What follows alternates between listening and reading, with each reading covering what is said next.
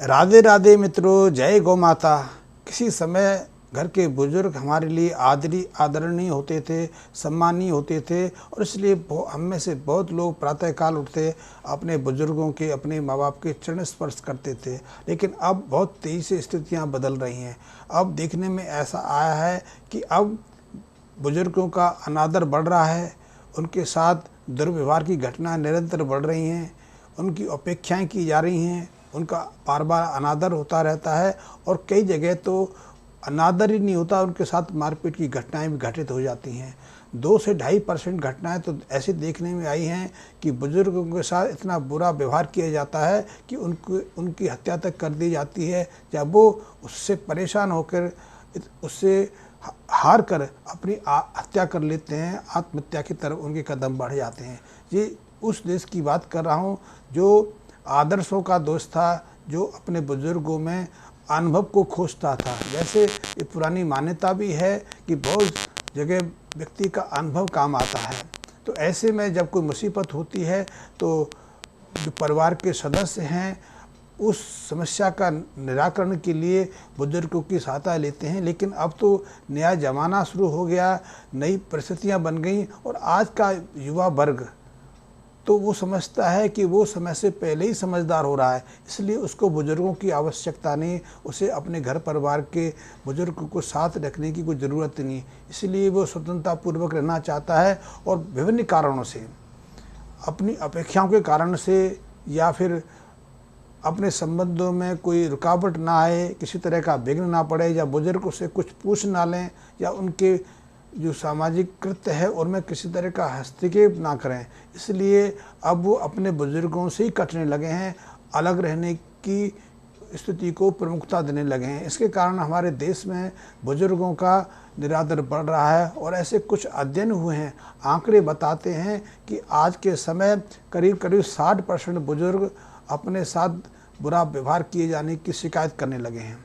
इसी तरह 60% के आसपास बुजुर्ग ये कहते हैं कि विभिन्न अवसरों पर उनका अनादर किया जाता है और अनादर करने वाले कोई दूसरे लोग नहीं होते, उनके अपने स्वयं के होते हैं, जिनके लिए उन्होंने अपना जीवन खपा दिया। अपने संतानें होती हैं और उन संतानों की संतानें होती हैं। जबकि 40% बुजुर्ग ये कहते हैं कि उनके साथ बार बार मारपीट होती है, उन्हें यातनाएं दी जाती हैं, उन्हें सताया जाता है। जबकि 30% से ज़्यादा बुजुर्ग अब इस बात की शिकायत करने लगे हैं कि कभी कभी तो उनके साथ में ऐसी यातनाएं दी जाती हैं जैसी यातनाएं हम पशुओं के साथ भी नहीं करते, या फिर अपराधियों के साथ पुलिस भी नहीं करती है। उनके साथ मारपीट हो जाती है, उनको भोजन नहीं दिया जाता, या फिर किसी एक कोठरी में बांध के रख दिया जाता है।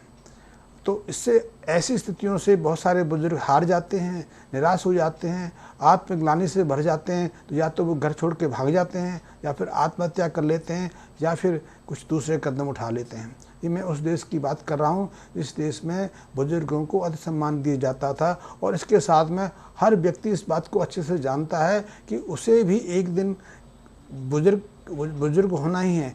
एक दिन वो स्वयं वृद्धावस्था को प्राप्त कर लेगा, लेकिन फिर वो अपने माँ बाप के साथ में, अपने घर के बड़े बूढ़ों के साथ में ऐसा दुर्व्यवहार करने लगा है। उसके कारण भी हैं, क्योंकि आज का जो युवा वर्ग है वो सीखता सीख स्वतंत्र होना चाहता है, अपने तरीके से जीना चाहता है, अपनी ज़रूरतों को पूरा करना चाहता है। तो इस ज़रूरतों को पूरा करने के लिए उसके पास साधन तो होते नहीं हैं, उसके पास इतनी योग्यताएं तो होती नहीं है कि वो अपनी योग्यता के माध्यम से अपनी इच्छाएं पूरी कर सके। तो फिर उसके लिए सबसे सहज साधारण रास्ता बचता है अपने माँ बाप को सताना, उनसे ज़बरदस्ती अपनी इच्छाओं को पूरा करना। इसके लिए वो ऐसे गलत व्यवहार अपनाता रहता है। ऐसी घटनाएं आती रहती हैं कि अपने बच्चे ही अपने माँ बाप को इस हद तक सताने लगते हैं कि वो बेचारा अंततः या तो अपना मकान उनके नाम कर देता है, अपनी पूरी ज़िंदगी भर की कमाई उनको सौंप देता है, फिर घर से निकल जाता है या स्वयं ही आत्महत्या कर लेता है। ऐसी बहुत सारी घटनाएँ अभी कुछ दिन पहले एक रिपोर्ट जापान से आई है। जापान में भी बुजुर्गों को एक नया रूप देखने में आ रहा है। वहाँ संतानें कम हुई या उन्होंने संतान पैदा करने में ज़्यादा रुचि नहीं ली, इसलिए वहाँ जो युवा वर्ग है एक तरह से विलुप्ति की तरफ बढ़ता चला जा रहा है। इसलिए जापान में एक नई स्थिति पैदा हो रही है कि बच्चों को जन्म ना देने के कारण बच्चे पैदा ना होने के कारण वहाँ 3.5 लाख से ज़्यादा जो इंडस्ट्री हैं बंद होने की कगार पर हैं, क्योंकि उनको वारिस नहीं है, उनको चलाने वाले उनकी संतानें नहीं हैं। हमारे यहाँ स्थिति अलग है। हमारे यहाँ संतानें तो हैं, संतानें बहुत तेज़ी से सेटल भी हो रही हैं, उन्नति भी कर रही हैं, हर तरह की ज़रूरतों को सहजता से पा भी रही हैं, लेकिन उनका व्यवहार अचानक अपने बुजुर्गों के साथ बदलता जा रहा है। और इसीलिए हमारे देश के हर शहर के अंदर आप देखेंगे कि हर शहर के अंदर ऐसे ओल्ड एज होम, ऐसे वृद्ध आश्रम खुलने लगे हैं। यहाँ ऐसे वृद्धों को या तो उनके बच्चे, उनकी संतानें ज़बरदस्ती भर्ती करा देती हैं, या स्वयं ऐसे बुजुर्ग अपना घर परिवार छोड़कर वहाँ आ जाते हैं। हरिद्वार, ऋषिकेश और हर जगह आप ऐसे वृद्धाश्रम देखने को मिल जाएंगे। तो ये स्थितियाँ हमारे देश के साथ में कुछ गलत संकेत दे रही हैं। मुझे लगता है कि यदि यही स्थिति रही तो आने वाले कुछ वर्षों के बाद लोग अपना मकान बनाना या अपने संतान को पूरी सुविधाएं देने से अपने को रोकने लगेंगे, क्योंकि उन्हें लगेगा कि समाज में वो रहेंगे तो समाज का प्रभाव उनके बच्चों पर पड़ेगा, और उनके साथ भी वही होने वाला है जो उनके अड़ोसी पड़ोसी यार दोस्तों के साथ हो रहा है, जो उनके दूसरे मित्रों के साथ हो रहा है।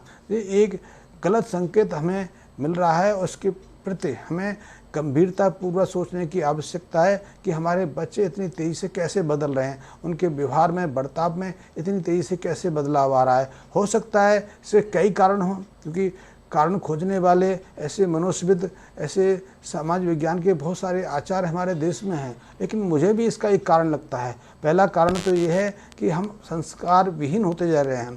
हम अपनी पुरानी परंपराओं को जिस तरह से छोड़ रहे हैं, उससे लगता है कि आने वाले हमारे जो समाज की जो एक मान्यता रही है, जो गौरव रहा है, जिसके कारण हमारी संस्कृति की एक अलग पहचान रही है, वो सभ्यता ही मरने वाली है। अभी तक हमने हजारों सालों की प्रतिकूल स्थितियों में भी अपनी सभ्यता को, अपने उस आत्मविश्वास को मरने नहीं दिया, लेकिन पिछले 30-40 सालों से जिस तेज़ी से हमारी संस्कृति पर हमला होने लगा है, हमारे आचार विचार में जो परिवर्तन आ रहा है, उससे निश्चित रूप से लगता है कि आने 20 से 25 साल हमारी जो संस्कृति थी, हमारी जो परंपरा थी, हमारी जो परंपराओं का गौरव था, वो समाप्त हो सकता है, विलुप्त हो सकता है। जैसे कि समाज की अन्य सभ्यताएँ रही हैं वो समाप्त हो गई।